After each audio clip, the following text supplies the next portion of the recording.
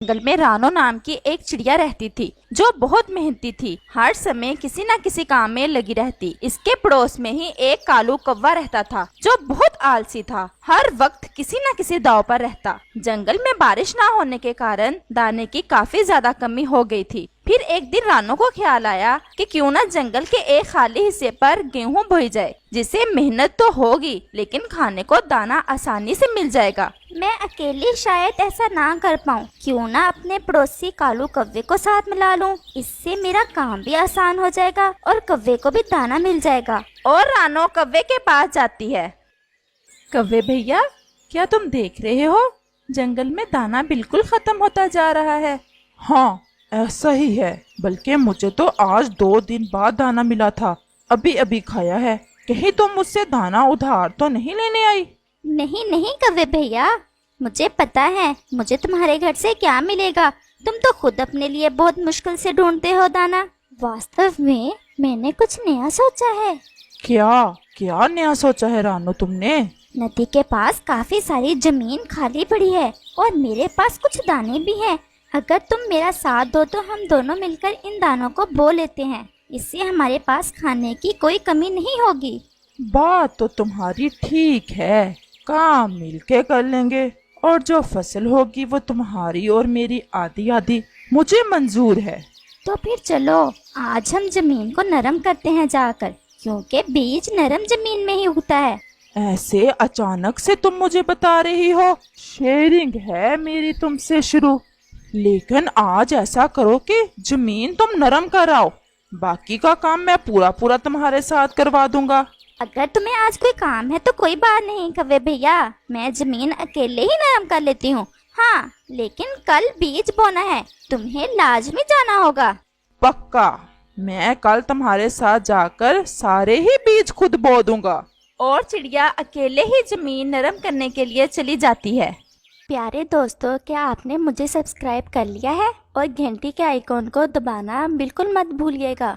सख्त गर्मी में धूप छांव की परवाह किए बगैर रानो सारा दिन जमीन को अच्छी तरह नरम करती है। सारा दिन काम करने की वजह से वो अपने घोंसले में आते ही सो जाती है। और रानो सुबह होते ही जल्दी से जो दाने इसके पास पड़े थे लेती है और कौवे के पास चली जाती है। आओ आओ रानो, मैंने कल सोचा तो था तुम्हारे पास जाऊं, लेकिन धूप कुछ ज्यादा ही थी इसीलिए आ ना सका। वैसे जमीन अच्छी तरह नरम की है ना तुमने? आखिर शेयरिंग का मसला है।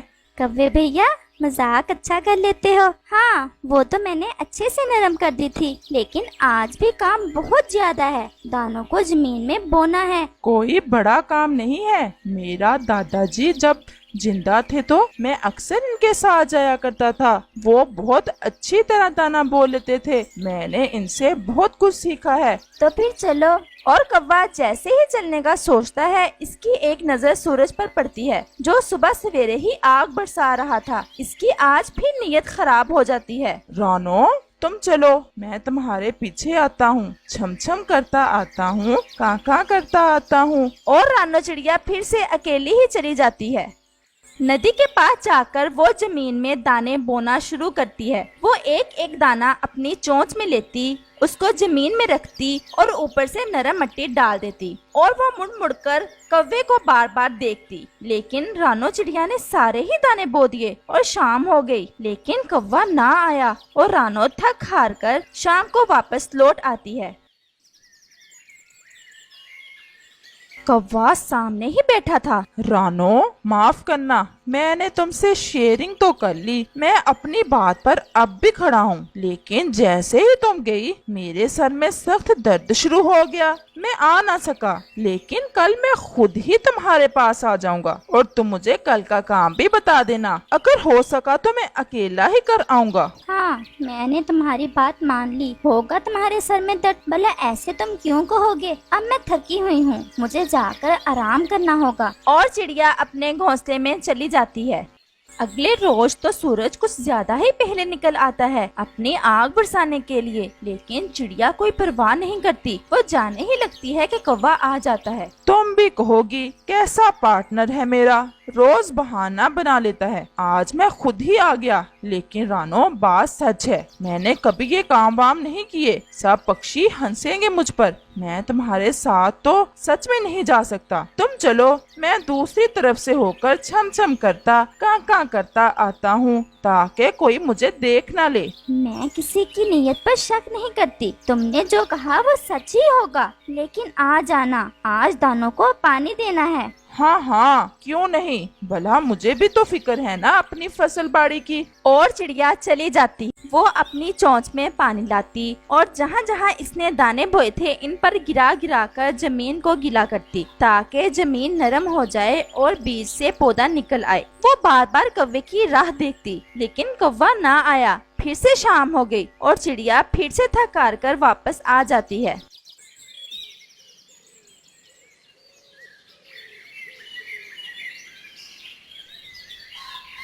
कौवा फिर से बैठा इसका इंतजार कर रहा था। चिड़िया रानो, आ गई हो।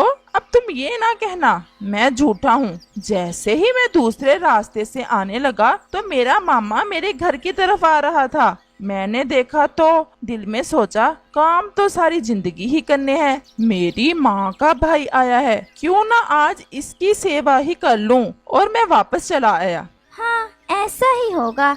मैं किसी पर शक नहीं करती, लेकिन कल सवेरे तक दानों से पौधे निकल आएंगे और शायद इनके साथ कुछ गैर जरूरी पौधे भी। हमने कल वो गैर जरूरी पौधे निकालने हैं, जल्दी जाना होगा। पक्का, मैं भी इधर बोर ही होता रहता हूँ। जाते हुए मुझे खुद ही बुला लेना। और चिड़िया चली जाती है। रात गुजर गई और फिर से चिड़िया कौवे की तरफ जाती है। चलो भाई कौवे भाई, चले। मैं तुम्हारा ही इंतजार कर रहा था। मेरे दादाजी के कुछ औजार पड़े हैं पुराने, जिनसे हम गैर जरूरी पौधों को आसानी से निकाल सकते हैं। लेकिन एक मसला है, वो बहुत पुराने हैं, इनकी सफाई करने वाली है। मैं आया बस, तुम चलो। मैं तुम्हारे पीछे छम छम करता कां करता आता हूँ। और रानो चली जाती है। वो फिर से धूप और छांव की परवाह किए बगैर सारा दिन काम करती है, लेकिन कौवा आज भी नहीं आता। शाम तक वो सारी फसल की सफाई मुकम्मल कर लेती है और शाम होते ही वो वापस आ जाती है। कौवा फिर से कोई बहाना सोच रहा था। वो कोई बात करता पहले ही चिड़िया बोल पड़ती है। धूप में काम करना मुश्किल है, तुम इसीलिए नहीं आए आज फिर? नहीं नहीं, ऐसा नहीं है चिड़िया रानी। असल में मैंने सोचा फसल तो उग गई है, इसकी कटाई भी करना होगी। अगर इस धूप से दोनों बीमार हो गए तो कटाई कौन करेगा। बस यही भला सोचा मैंने तो। ऐसे ही दिन और रात गुजरते गए। कौवा भी सियाना था, जानता था कि अब तक फसल तैयार होगी। वो खुद से ही रानो के पास जाता है। रानो चिड़िया, कटाई कब करना होगी फसल की? मेरे दादा के हिसाब से तो आज कल ही करनी चाहिए। ये हिसाब तो तुम्हारा बहुत पक्का है, आज ही कटाई कर दी है। मैं इसीलिए आया था। अब ये ना कहना फिर से कोई बहाना बनाने आया हूँ। मेरे दादा की एक दरंती बड़ी है, वो जिससे फसल की कटाई करते हैं। मैंने देखा कि वो तेज नहीं है, मैं इसे तेज कर रहा था। सोचा पहले तुम्हें बताऊं कि तुम चली जाओ। मैं तुम्हारे पीछे छम छम करता काका करता आता हूँ। हाँ, वो दरंती तो बहुत जरूरी है, तुम जल्दी आ जाना। और चिड़िया चली जाती है।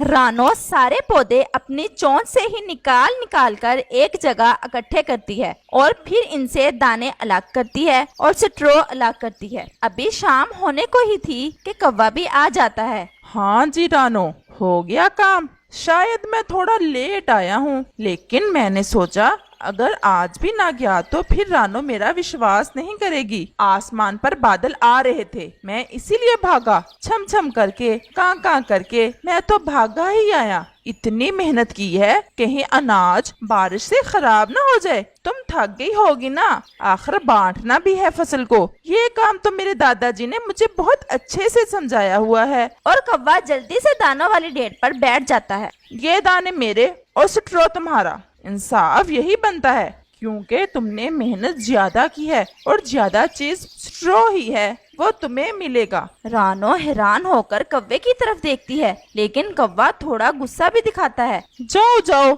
जल्दी जाओ, अपना स्ट्रॉ समेट लो, बारिश आने वाली है। बेचारी चिड़िया खामोश होकर स्ट्रॉ के पास बैठ जाती है और फिर अचानक से बारिश शुरू हो जाती है। चिड़िया तो जल्दी से स्ट्रॉ में जगह बनाकर छुप जाती है, लेकिन कौवा लालच में दानों के अंदर ही छुप जाता है। ज्यादा बारिश होने के कारण सारे दाने सरकित कर कौवे के ऊपर गिर जाते हैं और कौवा अपने लालच की वजह से अपने अंजाम को पहुंच जाता है और वहीं मर जाता है। इस कहानी से हमें ये सीख मिलती है कि कभी कभी बहुत ज्यादा चालाकी हमें ले डूब